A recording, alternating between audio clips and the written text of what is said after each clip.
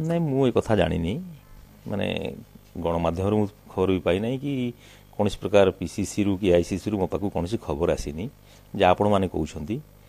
କିନ୍ତୁ ଗୋଟେ କଥା, କୌଣସି ପ୍ରକାର ବିଶୃଙ୍ଖଳା କାମ ଆମେ କରିନୁ, ମୁଁ ତ କରିନି। ମୁଁ କଂଗ୍ରେସ ଦଳ ପାଇଁ କାମ କରୁଥିଲି ଏବଂ ବିଧାୟକ ପଦରୁ ଇସ୍ତଫା ଦେଇଥିଲି ସରକାରଙ୍କୁ ବିରୋଧ କରିକିରି। ରାଜ୍ୟ ସରକାର ଯଦି ବିରୋଧ କରିବା ବିଶୃଙ୍ଖଳା, ମୋର କିଛି କହିବାର ନାହିଁ। ଅନନ୍ତ ସେଠି କିଏ ମୁଁ ଜାଣିନି ଏବଂ ଦଳରେ ତାଙ୍କର କ'ଣ ସ୍ଥାନ, ସିଏ ତ ଗୋଟେ ବିଶୃଙ୍ଖଳିତ ଲୋକ। ଯେତେବେଳେ ପ୍ରସାଦ ହରିଚନ୍ଦନ ପିସି ସଭାପତି ଥିଲେ, ସିଏ ଦଳ ଭିତରେ ସବୁଠୁ ଅଧିକା ବିଶୃଙ୍ଖଳା କରୁଥିଲେ। ସେ ତ ପ୍ରଥମେ କାର୍ଯ୍ୟାନୁଷ୍ଠାନ ଅନନ୍ତ ସେଠୀଙ୍କ ଉପରେ ହେବା ଦରକାର, କିନ୍ତୁ ମୁଁ ଏପର୍ଯ୍ୟନ୍ତ ଜାଣିନି କ'ଣ କାର୍ଯ୍ୟାନୁଷ୍ଠାନ କାହା ଉପରେ ନିଆଯାଇଛି ଏବଂ କାହିଁକି ନିଆଯାଇଛି। ଜଣାପଡ଼ିଲେ ମୁଁ ସିଏ କ'ଣ ଦଳ ବିରୋଧୀ ସେଇଟା ଜାଣିବା ଦରକାର। ମୁଁ କ'ଣ ଦଳ ବିରୋଧୀ କାମ କରିଛି ତାକୁ ମୁଁ ଜାଣିବା ଦରକାର।